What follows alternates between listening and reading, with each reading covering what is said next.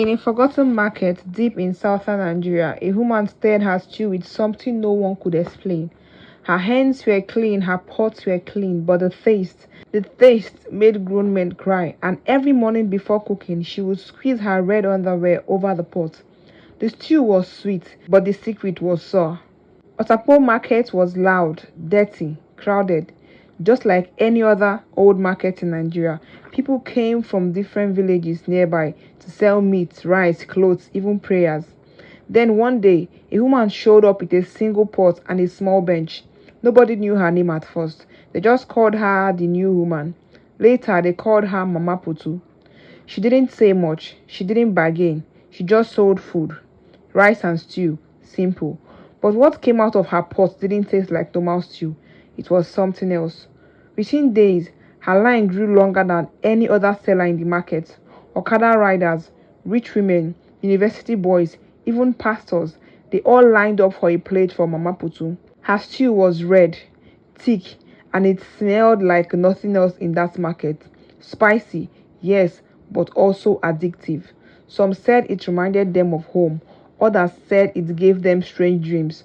One woman said after eating it, she remembered her dead father's voice. Another man said it helped him sleep for the first time in 3 years. People started calling it charm stew, but they still came back for more. After a few weeks, things started happening. A girl fainted while eating. When she woke up, she begged for more. A man bit his own finger after finishing a plate. People claimed they were seeing shadows around Mama Putu's store. Someone found fingernails in the soup. Another said they saw a small snake crawl out of the pot, but no one believed them. Still, the stew sold.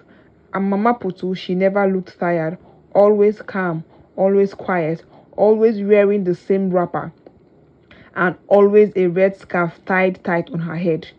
It was a meat seller named Ugo who finally saw it. He came to the market early to prepare cow leg. He saw Mama Putu arrive before the sun came up. She opened her pot, poured in oil, pepper and tomatoes. Then she did something no one expected. She lifted her wrapper, pulled off her red underwear, held it over the pot and squeezed. Not once, not twice, 3 times. Then she stirred the pot like nothing happened. Ugo froze. He said he felt cold all over, and then he ran. Ugo told the other market sellers. At first, they laughed. They said he was lying, that it was jealousy, but he swore on his mother's grave. So they planned. That evening, they waited for her, hiding behind the stores. When she came, she opened her pot. She started to cook. Then she did it again, took off her underwear, squeezed it right into the stew. The women screamed. They stormed her store. They poured her pot on the ground. They tore her bag. What they found inside made some of them vomit.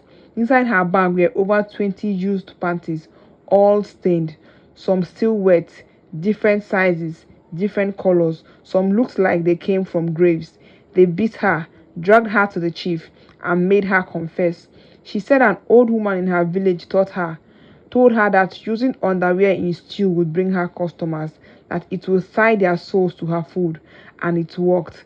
The more she did it, the more they came. The more they came, the more powerful she felt. The chief took her to the village shrine. The priest asked her questions. She answered all of them. She didn't cry. She didn't deny. She just kept saying, I wanted to feed myself. I was tired of being hungry. They tied her to the Iroko tree, left her there for 3 days and 3 nights. When they came back on the fourth morning, she was gone. No blood, no sign of struggle, just one thing left behind, her red underwear tied to the tree. The market never felt the same again. Her store stayed empty. Even rats avoided it. People stopped eating food in the market. Most sellers lost business. A few left town completely. Whispers said she went to another village, that she was cooking again, that she changed her name but used the same trick. Some say she's still cooking somewhere right now, squeezing her underwear over pots and building another line of loyal, hungry souls. This is not a tale to entertain.